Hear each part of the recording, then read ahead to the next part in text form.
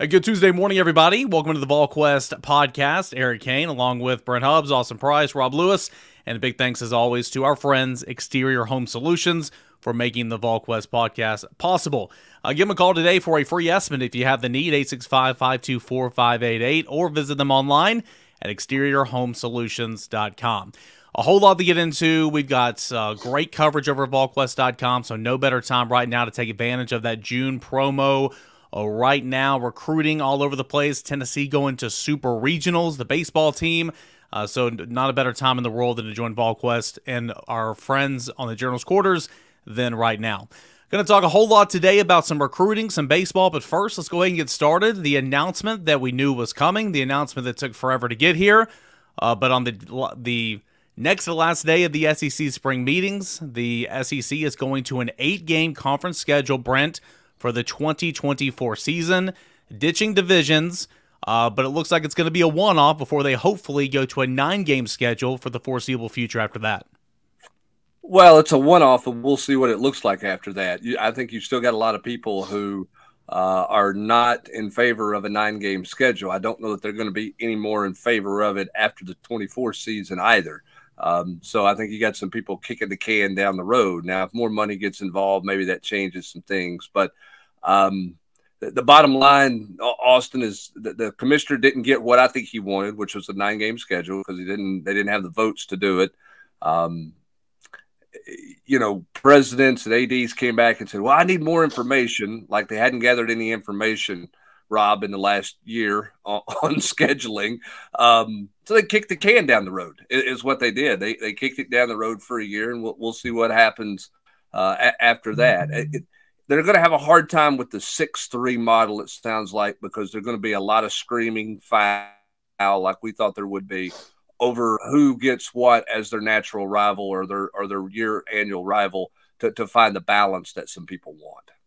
Yeah, and I think you're going to have a lot of screaming come June 14th when they announce, next year's schedule, because I think there inevitably, just like there was in 2020 when they did the scheduling, go, well, that ain't fair. That's not fair. That, it's look, so-and-so gets set up to have a good year. We have to go through murderer's row.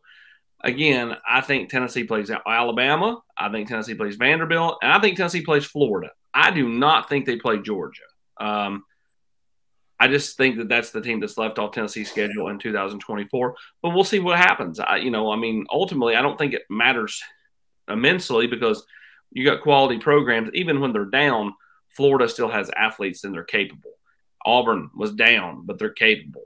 A&M has been down, but it's capable. LSU, Texas, Oklahoma, Mississippi schools, when they're up, can be very capable. Arkansas will be breaking in a new quarterback, but it's still super capable. So, it's not like that you're going to be playing a bunch of Vanderbilts on your schedule, right? Ultimately, if Tennessee doesn't have one of the two, either Alabama or Georgia, then that's a real win. But it's still going to be a tough sled no matter where you are in this league. So you're going to take the top 2 teams in the SEC now. Those top 2 teams will go on and play in Atlanta for an SEC championship. And, Rob, when you kind of look at it, we kind of already mentioned Greg Sankey wants a 9-game schedule. It feels like they're wanting to revisit this and have a resolution for, beyond the 2024 season by sometime, this time next year. But one of the main reasons that they didn't go to it initially was they want to see the filling out process for the expanded college football playoffs. And you're not going to see that a year from now, right? And so maybe this really will be a kicking the can down the road type situation for a couple of years before Greg Sankey eventually maybe gets what he wants. Yeah, I'll just be really surprised if it doesn't get there eventually, and I think money will make it happen. That's the reason we're going to Texas, Oklahoma are coming into this thing. That's the reason the college football playoff is going to 12 teams. It's all about money at the end of the day, and I think I'll be stunned if a year from now or 2 years from now ESPN doesn't turn to the table and is like, all right, what's the number?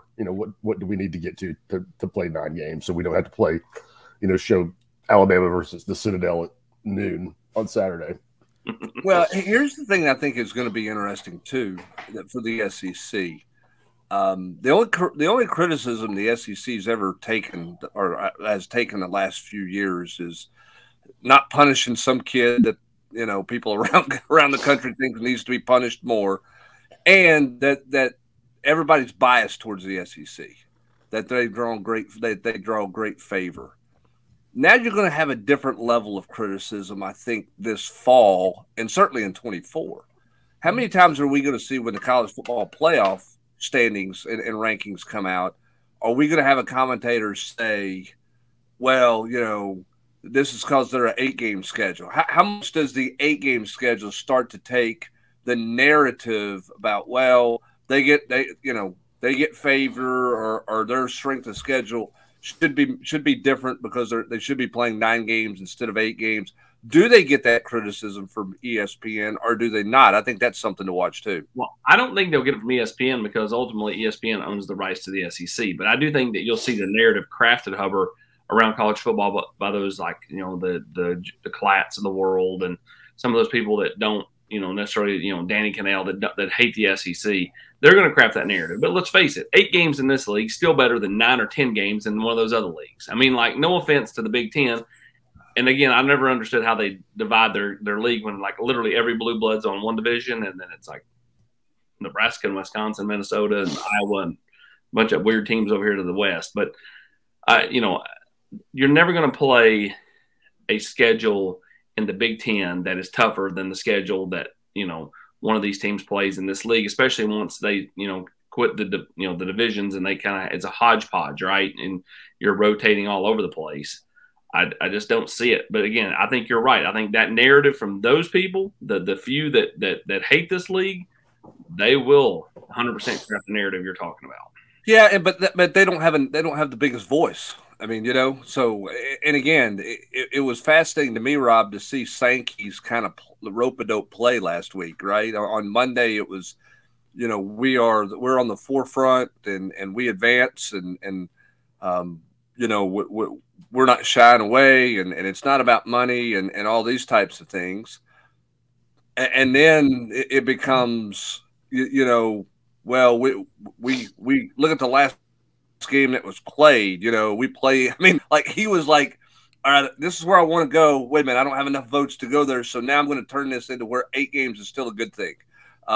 So some pretty nifty PR work to try to get through that, and you know, they'll take some criticism over it, I'm sure, and we'll see if the money gets to where they want it to get to be a 9-game schedule at some point. Again, I wonder if they go 9-game, Rob, if it doesn't become an 8-1 with one natural rival. I just don't know that they're going to pull off the votes for a 6-3, because I think you're going to have enough of the people that count right now screaming foul about who their 3 annual would be every year, which I thought was always the case. I mean, you know.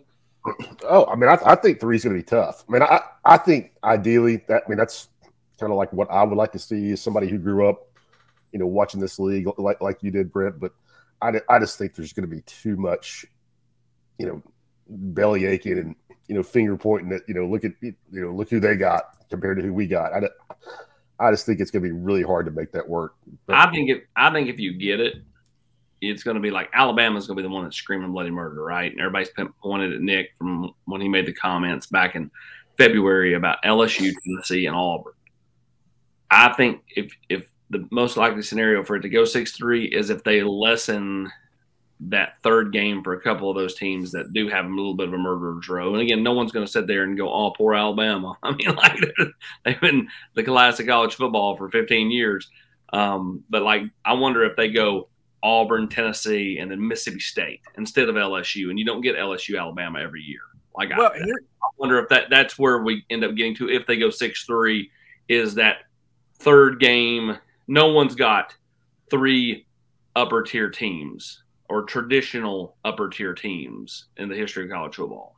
Which is why, Eric, I think you can, and I said this months ago, you know, it's still the same number of games. Why couldn't you do 7-2? I mean, you look at most teams in this league have 2 pretty good rival games, right?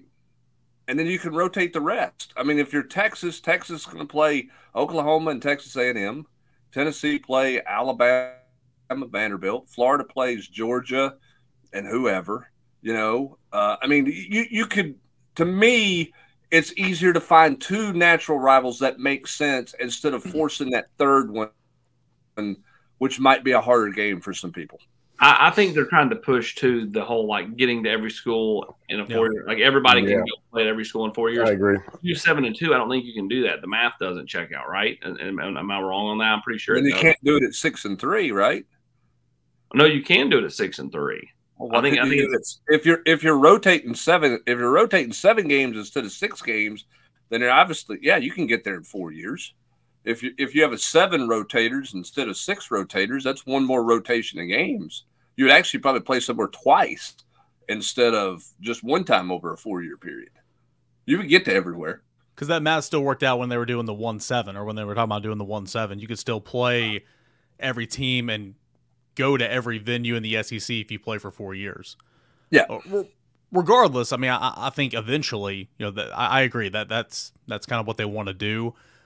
You want to get to 9 games because you are the SEC, but you're gonna have to get more of a revenue. You'll figure out that TV package with ESPN, which I feel like might not happen now because they're going through layoffs and they're gonna re-up with the NBA, and I think they're trying to purchase WWE or something like that. I don't know. They're doing a lot right now, but eventually, if you have one more conference game, none of these athletic directors or chancellors or presidents are gonna sign off to another conference game unless you get a bigger piece of the pie.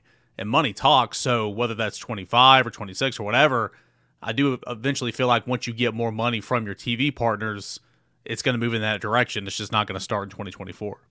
Well, and remember this too, and this is kind of my last thing on it. For all the people that are talking about, nobody wants to watch, Tennessee and Austin P, and nobody wants to watch the Citadel and Alabama. And that's true. I mean, those aren't drawing TV ratings. I give you that. But the passion of this conference, they're still coming. They're still buying the season tickets, even if the home schedule is not the greatest home schedule. I mean, with the exception of a few schools around this conference, everybody's selling season tickets. And so that's one of the caveats too. It's not like they have to have that game. Yeah, the fans, a lot of the fans, that's what they want to play. But Rob, if they don't play, I mean, this is a conference that played 10 games 15 or 20 years ago, and you played 6 conference games, and you played Army and Colorado State and these people, and they still came, and they're still going to come in this league. The fans are still going to come to games in this league. I don't do it at all, but the schools, I mean, and if you're talking about just season tickets like you are, Herbert, I mean, it's a pretty negligible amount that you could probably get for, in the big picture. I mean, how much more would you charge for a game against Arkansas than you do Austin P on the ticket? $30 maybe. I mean, for a program like Tennessee, I'm not saying that's nothing, but it's not a huge deal. And at the end of the day, just like people buy season basketball tickets and don't show up for in November. Same baseball. I mean, that's how it's going to be in football. But I could see why ESPN would be very, very, very interested in getting one more weekend of all SEC football.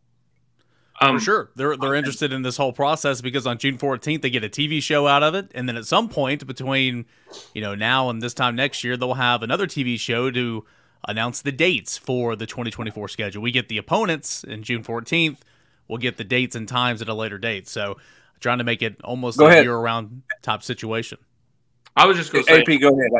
I've been sitting over here doing math because I don't want somebody to go, these guys can't do math. So if you did the 7-2, it just wouldn't work out because you're going to be at 9, and then there's only 15 teams, so you can't count yourself. So then the second year you'd be 6. So like there would be this weird one that you would play back to back, but then you wouldn't play the following year. Like it would not. Does that make sense? Like it would not be the same. Whereas the 6-3, you played 12 of the teams in a 2-year span, and then you have your 3 appointments, which gets you to the 15 number.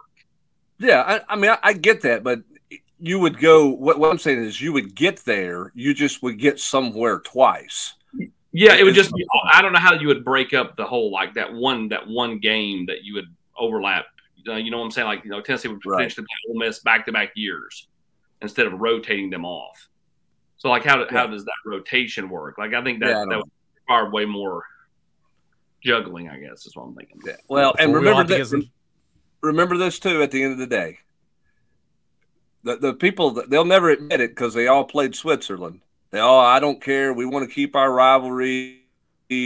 we play all comers. We want to do this. These ADs and presidents voted for two reasons. One, money. Two, their head coach told them where to vote. Yeah, they did. So there's enough head coaches in this league that want to play an 8-game schedule. So we'll see where this thing gets to. Now, they get away with the fact that, Kirby Smart, this is the most overblown topic known to man. Okay, what'd you say behind closed doors, right? Nick Saban started this narrative in January. The only one that came out and said, hey, this is dumb, is Eli Drinkowitz, okay, who just talks to hear himself talk a lot of times about things. But everybody else publicly was, hey, I'm good with it.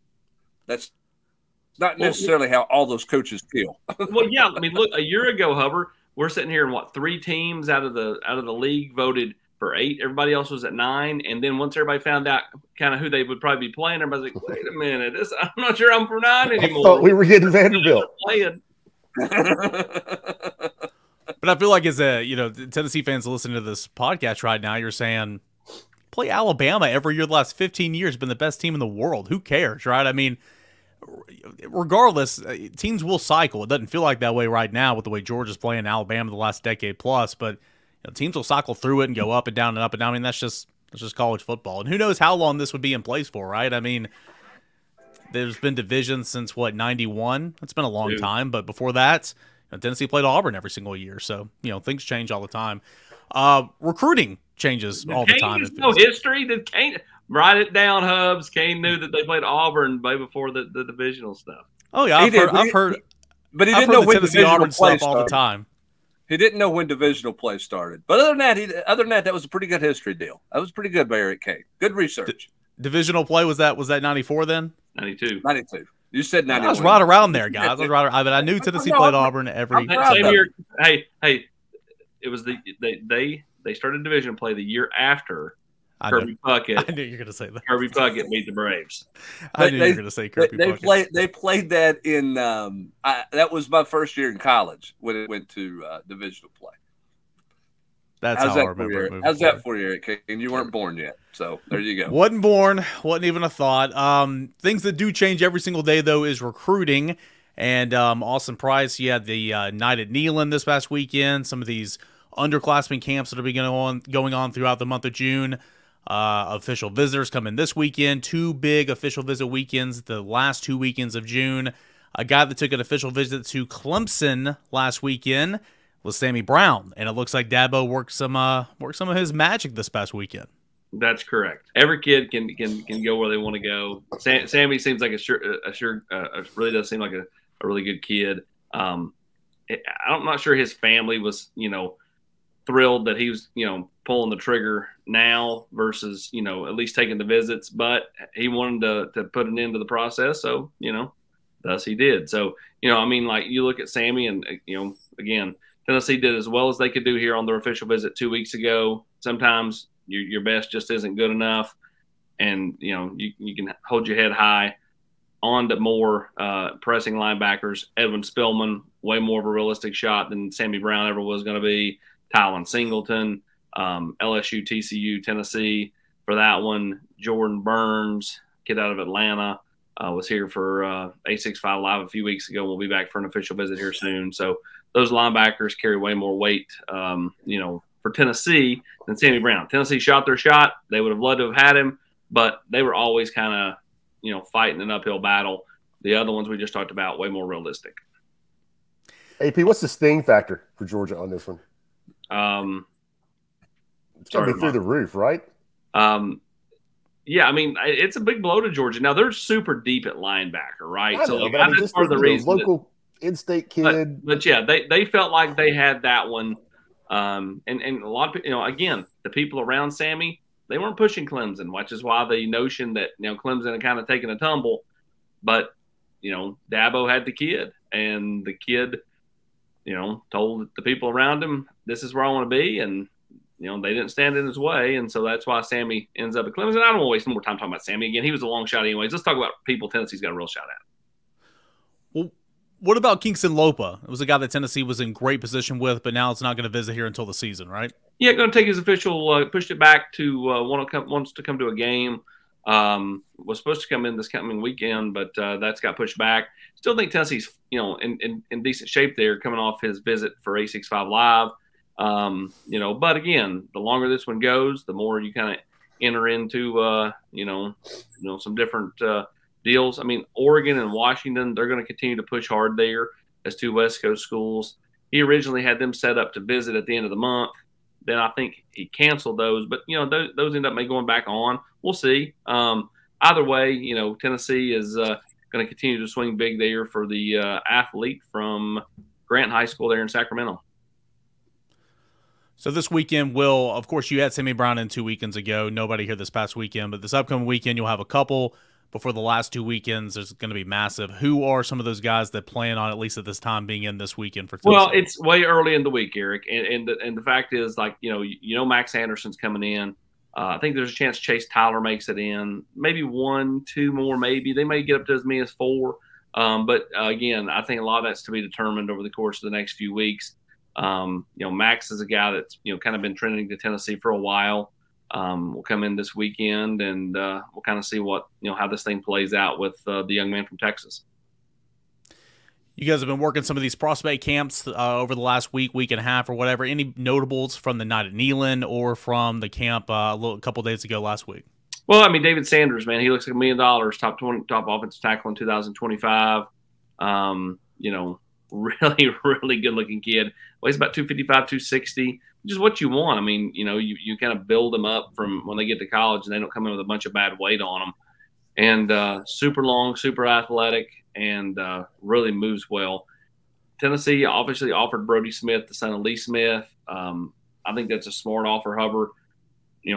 Big physical offensive lineman. He's as a 15-year-old kid, he's taller than Trevor Duncan is, and Trevor's an athletic specimen. So he was pretty happy when he measured in. He was like 1/8 of an inch taller than Trevor Duncan over at night at Neyland. And then Tennessee's going to continue to see what happens with Deuce Knight, the 4-star offense or 4-star quarterback from down in the state of Mississippi.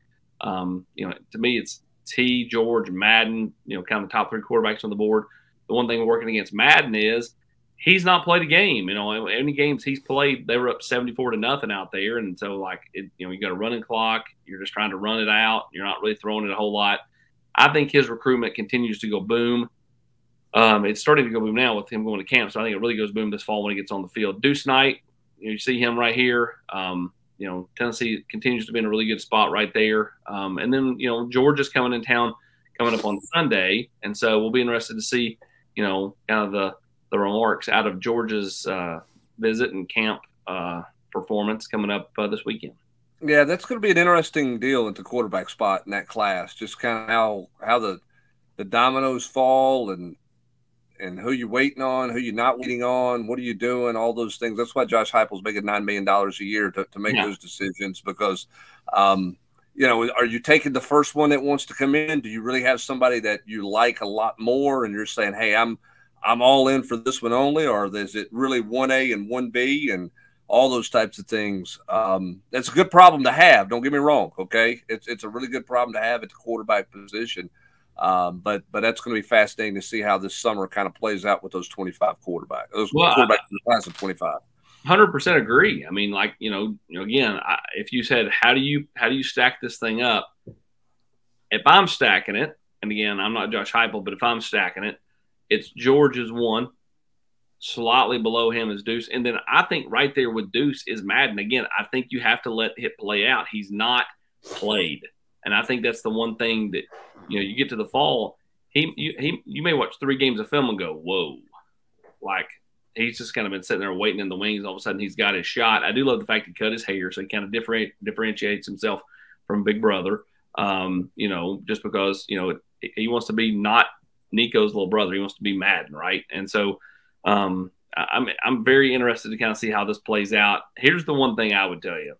I think everybody here would agree.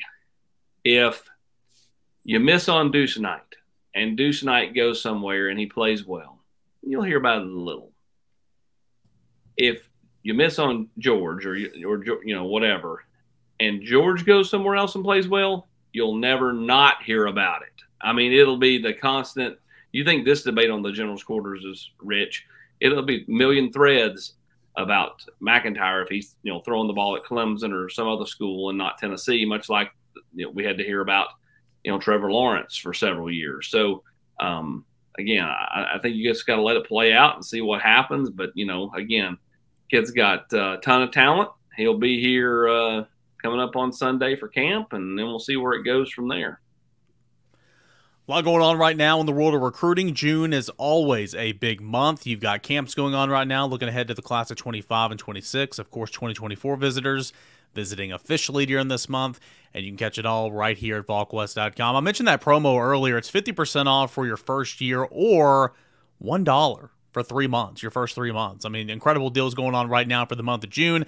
50% off your first year or $1 for 3 months. Come and join us here at Volquest.com. Big thank you to our friends over at Exterior Home Solutions. Life happens, and damage to your home can be extremely stressful. That's why it's important to find someone who offers efficient, quality work with financing options. Exterior Home Solutions, they value not only family, but community. And they're who I call when life happens, and you should too. Again, thanks to our friends at Exterior Home Solutions. Be sure and subscribe to Volquest.com as well.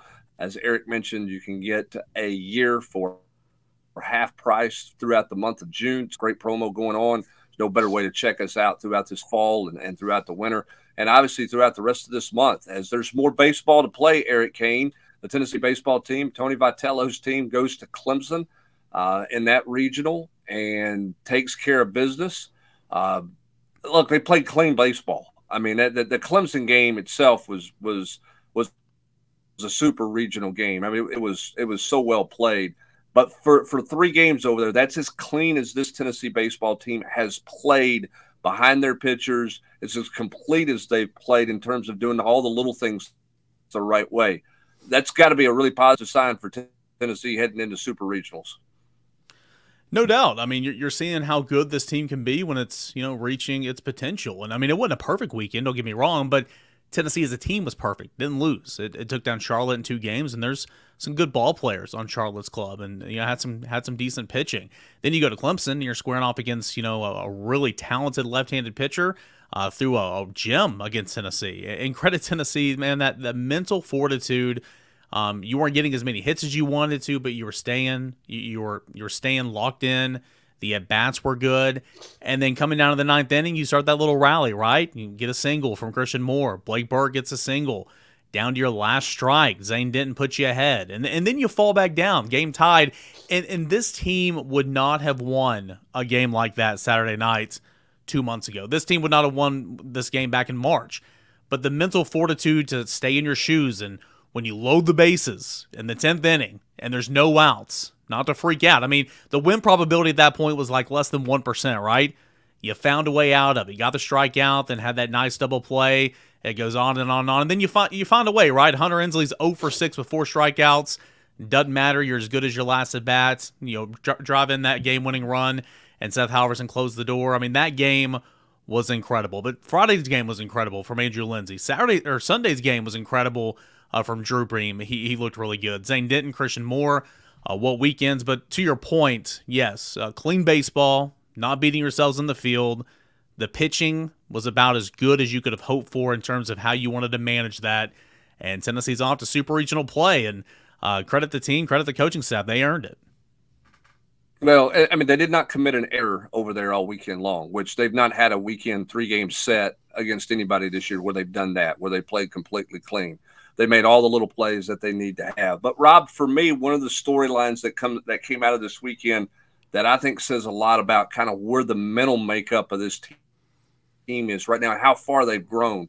You had Andrew Lindsay, who went to the coaching staff very early in the week and said, "You're going to give me the ball against Charlotte to open things." That's the team he played for. He wanted the ball and basically told Tony Vitello and Frank Anderson, "We're going to have some issues if I don't get the ball on that first night." Okay, there's no debate on who's starting. I should be your starter. And then you get into that Clemson game, and Chase Burns, Rob, basically waves Tony Vitello off at the dugout. "Don't come out here and get me." That's something that I don't know that this team would have done 6 weeks ago. And I don't think it's a defiant, like, oh, this team's defying their coach. They don't respect their coach. It's not that at all. That's just where their competitiveness is right now. And I think that's a very positive thing for this team as they get ready for super regional play. Yeah, I just thought a lot of grit this weekend is what jumped out at me. I mean, that's pretty obvious, but the way they grinded it out Saturday against Clemson, I thought was just super impressive. And you could point to, all kinds of, different things. That was the key. Christian Moore, just incredibly timely hitting. Obviously, Zane Denton was a superstar, but and everybody can have a different opinion, but I thought that Burns on Saturday going 6+ innings was just a huge factor. And when Clemson is going to the bullpen like just every 5 minutes, and Tennessee's able to go 14 innings and not be able to eat up all their arms, I felt like that just put Tennessee in a tremendous position of power going in. Even if they would have lost Saturday night, to only use 3 arms in that game, I think would have really set Tennessee up well for Sunday. For me, I just go back to look at all the players on this team that were afterthoughts or left for dead in the middle of the year that are now playing such a key role. I mean, early in the year, you just bang your head anytime Christian Scott would come to the plate, in a key RBI situation when Tennessee needed runs.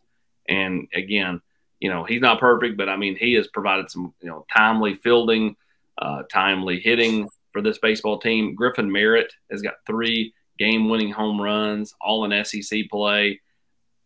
This is a guy who, middle part of the year, you're like, man, this guy, he's struggling. He can't snap out of it. They've got him out of the lineup.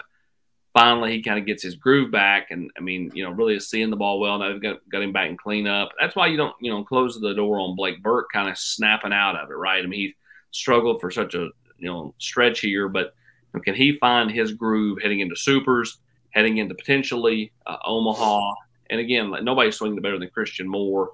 And there were moments in time this year where he was a headache at the plate or a headache in the field. And again, just special weekend for him over there at Clemson as he gets MVP. So I think the biggest thing you take out of all this is kids are resilient. These kids are resilient, and they've got a shot because of their arms and the way some of them are swinging it right now. Well, and the other thing too, you remember, Eric, and this is a reminder, and I think for a lot of people who are just kind of diving into college baseball and diving into the sport, the reality is that unlike more so than any other sport played in college, it is a true marathon and not a sprint.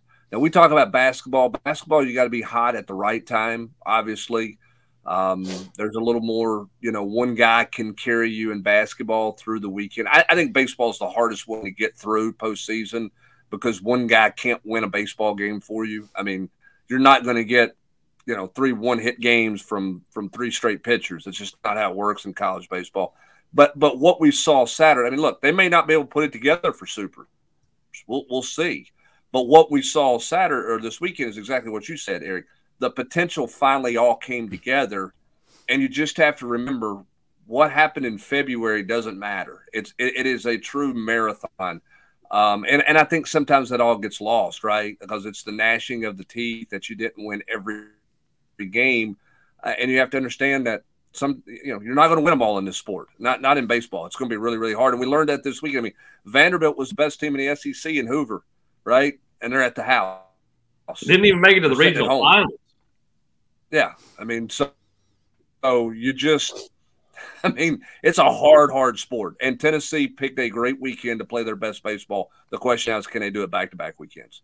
It's why you play in the SEC too. That prepares you for Hoover, which is a marathon if you go the distance, and then you play in regional play, which is double elimination. Now you go to supers, best 2 out of 3. Then you go, if you advance, past supers, you go to Omaha where it's regional play, and then best of a 3-game series to win the whole thing. It is so difficult. Again, I go back to mental fortitude, where this team not only has gotten better in the field, not only has gotten better at the plate, but just overall mental toughness. This team is mentally tough right now where, quite frankly, it just wasn't in February and March. And that's okay because, again, a lot of teams are like that. In baseball, you get better as it's a long season. So a couple notes I wanted to drop in case you hadn't saw it, my 3-2-1 yet. from yesterday. So Zane Denton only had 3 hits on the entire weekend, but boy, did he make them count. All 3 left the yard. He had 5 RBI. Moore's stat line, regional MVP, 7 for 10, 4 home runs, 8 RBI, 6 runs scored. He was fantastic. And Rob, I agree with you. I thought Chase Burns was incredible. The fact that Tennessee could have only used 3 pitchers over the course of 14 innings and still were in good shape for Sunday and Monday. And A.J. Russell pitched on Sunday night because he just needed to get in. They were going to save him. Camden could have finished that game. I wrote about it last week. I mean, Tennessee's got the arms to go, and it was pitcher perfect in that regard at the regional. So now we wait at the time of this recording, and by the time you're listening to this, early Tuesday morning, the announcement's coming up today at 10 o'clock on Tuesday. They'll announce the super regional matchups and super regional host sites. We will see if Tennessee is going to host, or we'll see if Tennessee is going to be on the road. Of course, there's a big-time game coming up later Monday that needs to be decided first. But regardless, Tennessee's looking forward to preparing as if you're going to host a regional. But if not, the road issues, Brent, that kind of plagued this team all year long, doesn't matter anymore. You just went to Clemson. You played in front of a hostile environment. You won in 14 innings. You can win on the road. They've proven something again, and they're playing some really, really good baseball at the perfect time. Well, I mean, they've thrown the baseball well for about 3 or 4 weeks now. Pitched it the baseball well, in my opinion. I thought they pitched plenty well enough to sweep at South Carolina. They obviously threw it well enough to beat Texas A&M in Hoover at the SEC tournament, and then they were terrific this weekend. I think that's the best thing right now for this team is that their pitching has been really solid for nearly a month now. They were clean behind them in the field of play, made some incredible plays. I mean, really did. And they got timely hitting. So we'll see. Can they keep it all together? I don't know. But this team is right where you want to be, okay? When you go and you crank the bats up and you're going through winter workouts and you go out and play in the freezing cold in February, you're doing so with one idea in mind, and that is to be playing in a super regional with a chance to go to Omaha. That's the ultimate goal, and that's where Tennessee, for the 3rd straight year, finds themselves, which is a pretty incredible feat, and it's something that you got to give this coaching staff a lot of credit for. The buttons this year were a lot harder to push. They were a lot harder to find than they were a year ago. It's pretty obvious what they were going to be from the first weekend they played baseball last year. That was not the case this year. Like outfield shuffle, batting lineup shuffle, pitching rotation shuffle, all those things. It took most of the season to try to get this team with an identity. Did they find it complete this past weekend? They did. Now can they hold it together for another weekend and give themselves a chance to go to Omaha? We'll see. Tennessee advances to its 5th super regional in program history. Its first regional win on the road away from Lindsey Nelson Stadium. That happened this past weekend at the Clemson Regional. Tony Vitello is now 11-2 in regional play as Tennessee's head coach, and Tennessee has won 9 straight regional games to this point. So Tennessee's rolling, that's for sure, and we'll see about this weekend. Tennessee baseball is continuing on, playing good baseball at the right time, and throwing the baseball the way you anticipated all year long. So looking forward to seeing Tennessee in action this coming up weekend. Appreciate you guys for joining us here on the Volquest Podcast. We'll be back on Thursday for the Mailbag Podcast, so go ahead and get those questions in over the General's Quarters. For Austin Price, Rob Lewis, Brent Hubbs, I am Eric Kane. Appreciate, as always, our friends over at Exterior Home Solutions for making this coverage possible. For a free estimate, give them a call today at 865-524-5888. Like this video, subscribe to the channel if you haven't already, and don't forget, June promo for Volquest.com. 50% off your first year or just $1 for 3 months. Again, 50% off your first year or just $1 for 3 months. Our June promo at Volquest.com. Appreciate you guys for being here. Enjoy the rest of your Tuesday, everybody.